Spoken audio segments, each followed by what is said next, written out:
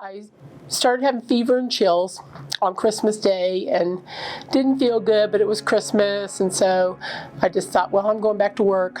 You know, if I'm still sick when I go back to work, they'll tell me to go to the ER. So I had all my stuff planned to go to work, and went to bed, set my alarm to go to work, and never woke up the next morning.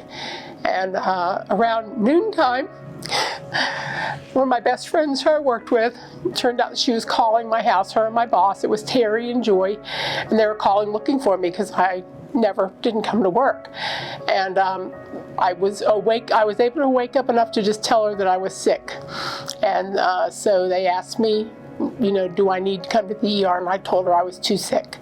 And I remember that part. And then the next thing I know, my daughter was there and an ambulance was there.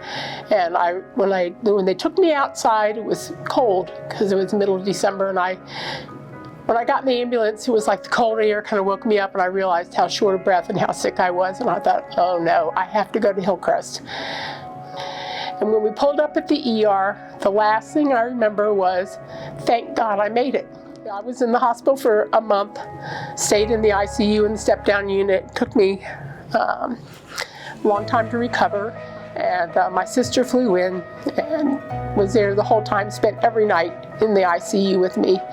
And once I woke up and she started telling me these stories, she was telling me about this one nurse who she says if it wasn't for this nurse, she wouldn't have made it. And she was telling the story about one night I was so bad that she called for the doctor, and the doctor said, I'll be there in a few minutes. And she said she remembered her saying, she doesn't have a few minutes, get here now. And so things like that, when you work at a hospital, you just don't realize.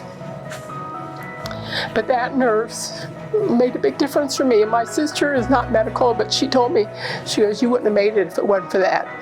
And just that kind of the care they gave to my children, loving on them, being there with them was just amazing. So I made it, and I went back to work 3 months later. I love working at a hospital. I always loved being around patients, being able to help people, but then to be on the other end of it is just amazing. I know how I was saved, but I don't know why I was saved.